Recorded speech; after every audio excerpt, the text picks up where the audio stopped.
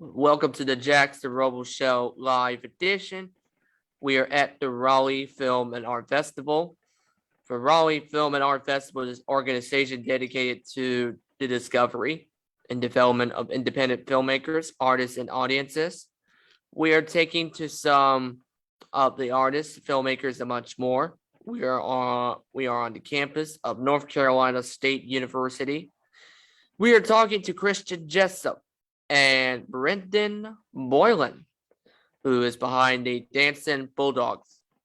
I would thank you guys for coming. Well, tell me about yourselves.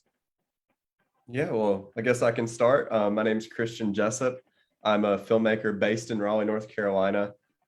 Primarily a film composer writing music for movies. But when the pandemic hit, Brendan and I and Thomas Manning and Eli Harden kind of got together virtually and came up with this project. But that's about me. Brendan, you want to talk about yourself? Yeah, my name is Brendan Boylan. I'm in Concord, North Carolina. Attended Gardner-Webb University with Christian and Eli and Thomas and came together on this film. But my background actually comes from sports media. I've done some stuff with ESPN over the years, whether that's Plus, whether that's ESPN3, and currently with Sports Illustrated covering the New Orleans Saints. So having the opportunity to come back to some of my roots in film and production was really cool, especially being able to tie in some of the things that I already knew and some of those things that I've been a part of for so long in sports. That's pretty cool. What was your inspiration for this film? It was really, we all went to Gardner-Webb University, and I had graduated in 2018 along with Brendan and Eli. And then Thomas was a current student at Gardner-Webb. And then in 2019, our NCAA men's basketball team went to the national tournament for the first time in the school's history. And like Brendan said, we were all really into sports and we're all really proud of our school. And so that was fresh in our minds. ESPN had just made the Last Dance documentary, which was about Michael Jordan and the Chicago Bulls' incredible run in the 90s. So it really kind of just came to us, that we'd love to do a similar kind of deep dive into our school's historic year, that 2018-2019 basketball season. Oh, that's pretty cool.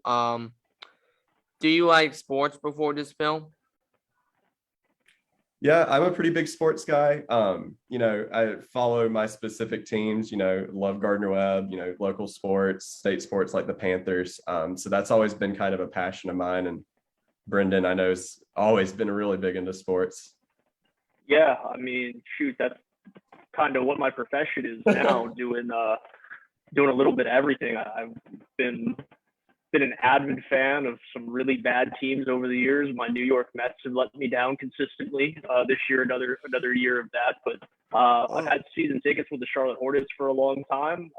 Was a Saints fan and then had the opportunity to cover them with Sports Illustrated. I mean, sports is so much a part of my life. And like I said before, to come in and return to some of those roots that I had in production and film that I had started in high school and then going into college, to be able to return to that in the sports sense was just a dream come true. Oh, that's nice. Was this before COVID? This was right at the start of COVID. So it was around May or June, I think, that we kind of had the idea, we're all locked up in our houses looking for something as kind of like a get your mind off of what's happening in the world. And so it was really just a great project to immerse ourselves in, to really dive into. It brought a lot of joy to me working on it. And I think it brought a lot of joy to the people we interviewed too. We got on Zoom with the team, with a lot of those players, with the coaches, Coach Tim Kraft, really got some good interviews with them, and they were all really happy to participate too. So I kind of think for everyone involved, it was really just a good way to kind of take your mind off what was happening in the world at the time, and really, have that escape. And I think sports provides that for a lot of people. Oh, that's nice. What surprised you? Brendan, you want to take this one? Yeah, sure. Sorry, you guys froze up there for a second. But what surprised me was that the correct question correctly. Did I hear that right? Yeah. So I think the biggest thing that surprised me is the fact that we're here, almost a year since we released the film. We released the film on October 16th, 2020, like Christian said, just kind of in the peak of the pandemic. And I think the biggest surprise to me at this point is that the four filmmakers, myself, Christian, Eli, and Thomas, we have yet to all be in the same room together. So the fact that we were able to make an entire documentary, a feature-length film, without coming face-to-face all together as a unit, and without coming face-to-face with, I'd say probably 95% of the people that we interviewed on the project. The fact that in a time of so much uncertainty, that we were able to do something like that and create a film not only that we're proud of, that the school's proud of, that the team and the coaching staff is proud of, but the fact we've been able to do all that without coming face to face with each other proves how great technology is in the 21st century. And that's what's really surprised me so far with this project. Oh, that's pretty cool. Did they limit access anytime? Say that again. It broke up a little bit. Did they limit access anytime? The coach limit access. No, I mean, really, Gardner Webb was incredibly generous with us. In fact, our documentary contains a lot of footage that had never been released before. The university had shot a lot of footage during that season, had a lot of behind the scenes shots. Coach Kraft in the locker room game planning with his team. That's not stuff that they had released at the time. But because that's in the past now, they were willing to give us all of that footage. The coach gave us the phone numbers and emails of all of his team, all of his coaching staff, and let us reach out to all of them for interviews. So, I mean, really, this is one of those projects that would not have turned out the way it did if it weren't for having so much access. Oh, that's nice. Would you do another sports film? I'd be open for it. All four of us have kind of been talking back and forth. We've got a few sports ideas, a few non-sports ideas.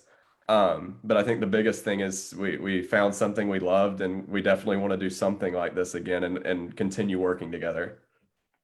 Oh, that's nice. Who was your inspiration? Well, for me being a composer, a lot of music that I wrote for the film is inspired by like Hans Zimmer. He's one of my favorite composers. And like I'd mentioned previously, the Last Dance documentary that ESPN did, that was a big inspiration for the kind of the format of the documentary. Brendan, any inspirations for you as we were going through that project?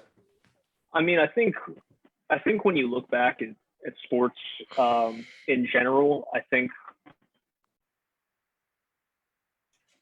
my biggest thing with that and personally what it meant to just a really small town, right? I mean, Gardner Webb only has like 2,500 people on campus. The town of Boiling Springs is so small. And trying to encapsulate all that, I think the inspirations I really took from was some of the 30 for 30 series on ESPN, the E60s, maybe even a little bit more, because those go into like these really personal stories. And I didn't want to discredit, it's a basketball story. It's a incredible run for a team that had never been there before, but I didn't want to discredit the fact that this meant so much more than basketball to so many people in that community. So I'd probably say those E60 series that ESPN has done such a good job of over the years. Oh, that's pretty cool. Where's your social media? So my social media is at Jessup_music. You can find me on Instagram, Twitter. I also have a website, christianjessup.com. Oh, Yeah, for myself, you can follow me. Twitter and Instagram are the exact same. It's DT Boylan. You can also find all of my sports work on the ESPN family of networks, and then over at si.com/NFL/Saints. Love sports, and like I said, just being able to tie everything in has been really the best experience I could have asked for. Especially working with a group like this, they make it a lot easier day in and day out. oh, that's nice. Do you have a website? Mine's christianjessup.com, just like my name. Okay. All right, that's pretty cool. The Jackson Robol Show is brought to you by Realtor Robert West. Thinking along the lines, are you looking to sell your home for maximum profit? Now is the best time to list with a realtor. Contact Realtor Robert West with Keller Williams, Points East at 252-689-7550 or message him through his Facebook page at Realtor Robert West. Simple and to the point. Well, thanks for watching the Jackson Robol Show. I'm Jackson. Thanks Thank for you having so us, Jackson.